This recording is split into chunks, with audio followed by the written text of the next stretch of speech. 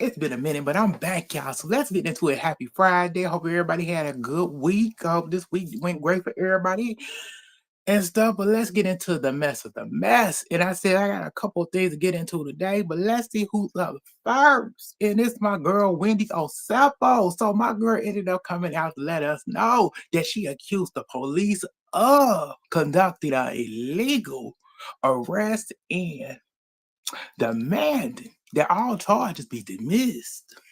Yes, dismissed. She said it. She and also she seeking that all of the evidence be suppressed on the grounds of an unlawful search and seizure, as well as a suppression of all wire and verbal communication due to an alleged unlawful interception.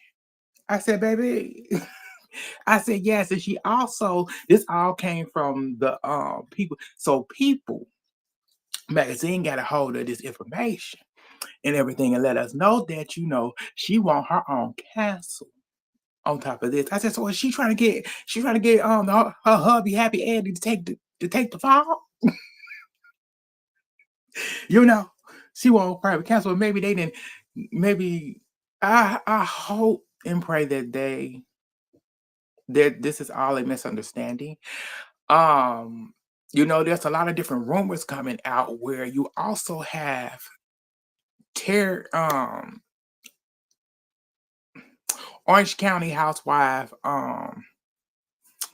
what's her name? Tamara. Tamara on her podcast she had with Teddy, saying that that all of a sudden people in the neighborhood that Wendy and Eddie live in, one of the neighbors got in contact with her and let her know that they found it, that the neighbors know in the neighborhood found that it was suspicious, that there was a robbery, and they felt like it was you know, it was a insurance scheme. I said, huh? Girl, how they contact you who all the way in Orange County, California? They contact you and told you the info that's going on in Maryland. I say of all people, but you ain't get the info on Dorik and PK. Come on now. Come on. Let me know what's going on. So, Tamara said that she got her information from, one of the sources, the neighborhood neighbors in Wendy neighborhood, that they believe that, you know, it was what the police is calling it fraud, insurance fraud, but I don't know. I hope that Wendy and Eddie do get cleared of this. Cause it just don't seem like this is something that they would set up. I believe they don't. I don't believe they set this up. I said the police to me seemed funny, even with the press conference that they did. It seemed like your officers even coming to the scene and already thinking it's suspicious made me kind of think like, yeah, something ain't right here with y'all. But that's just me or how I feel about it, how I'm looking at it from the outside. But let me know how y'all feel about it. But let's move on. Good luck to Wendy and Eddie on that situation. Hopefully everything get worked out. But let's move on to the next. Let's get into it. Let's move on to Miss Keke Palmer. So Keke just came out with a new movie that she has directed and produced, where she has a Asian American woman goes to a HBCU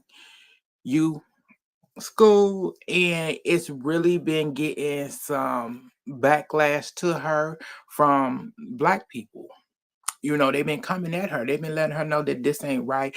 This don't seem like you should be doing this, because you know how some Asian folks are towards the black folks. And she came back and said, she liked these type of stories and stuff that comes out, and it's a little different. And she went, this is all fictional. But I'm like, it's kind of weird that y'all making a big deal about her doing this, when I said there's a lot of schools that I said there's been different major movies out there by big time networks that have actually did stuff like this. But when it comes to a black person in Hollywood who actually doing something on her own with her own production and everything, oh, it's a problem when she does it. Make it make sense. Like she doing the exact same thing that a lot of these major companies do, entertainment companies do, and she's doing it. But it's a problem now that but I feel no way about it. I said, do you, girl? Make your money, make your coin. And if you're gonna watch it, watch it. If you don't, so be it. But let me know how y'all feel about it. Let's move on to the next. Let's get into next up, and that would be Stephen A. Smith. So this man ended up coming and apologized to Jasmine Crockett. His apology to me was kind of not like, yeah, you apologizing weeks later after all this mess, after you done been dragged by multiple people for how you came at this woman. And now you saying that you have no problem holding Donald Trump accountable. I said if you would have did that from the beginning instead of attacking her, then maybe you wouldn't be in the situation. Because now, after the fact, now that you apologizing to this woman, now you want to hold him accountable for his action. And I said he's been nonstop since he got back in office. And you ain't said nothing.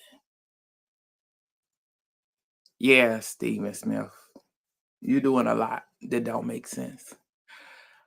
But let's see if you're going to hold him accountable for the things that he is doing so far. Is you going to talk about the Chicago stuff and ICE going into the projects and doing what he did recently at 2, 3 a.m. in the morning, waking people up out of their sleep, out of their homes, and escorting them out and taking them to a place that they don't even know and then bringing them back? Yeah, tell me about it. But let me know how y'all feel about it. But let's move on to the next. Let's get into, well, Donald Trump back again. So he's back a time. So Donald Trump then already demolished the west wing of the White House for this so-called $250 million ball. Yes. He didn't destroy the White House as if to upgrade it. I said, what is the point in this? Where is this money coming from? Oh, is it coming from the stuff that you have already then? Because the government is shut down. So why is there even construction going on? Shouldn't be nobody working. But yeah, he's doing this. He done destroyed the East Wing of the White House for this so-called ballroom that nobody asked for. And then you had the Secretary of the White House trying to doing a press conference. She's trying to explain it away why it was happening, showing old back decades ago from when the White House was built and they was doing renovation then. It's like that does not count to what's going on now. There was no reason for him to destroy the White House West Wing at all. And you did not do a good job of explaining why this is happening and where this money is coming from. But that's what's going on there. Let's move on to the last thing that I got for y'all. And that will be my homegirl in crime. That is Miss Tamar Braxton. So she been a little bit going in. She been doing promoting for the show of the Braxtons and everything. And baby, and this show been getting her triggered lately. They on the third episode already. And it's just been really triggering her left and right.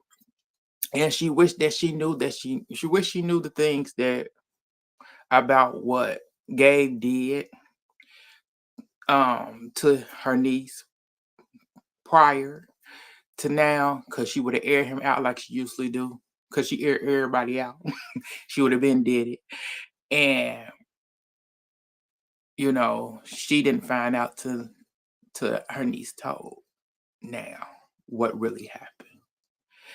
And it's sad that that family always keeping secrets. They got more secrets. They got more secrets. They have secrets just like any family, but they keep deep secrets to the point where you make sure that certain people do not find out. Y'all make sure that y'all baby sister don't find out a lot of stuff because she don't hold her tongue. She let it be known. She put it all out there. If you done did wrong, she gonna let it be known and gonna call you out. Even Tracy would have called you out. But the rest of y'all just pushing under the rug and just like it ain't never happened. Or y'all are act a certain way towards a person and then plays a victim at the same time when that person who was the victim start to speak up and take their power back because they were the victim in the whole situation.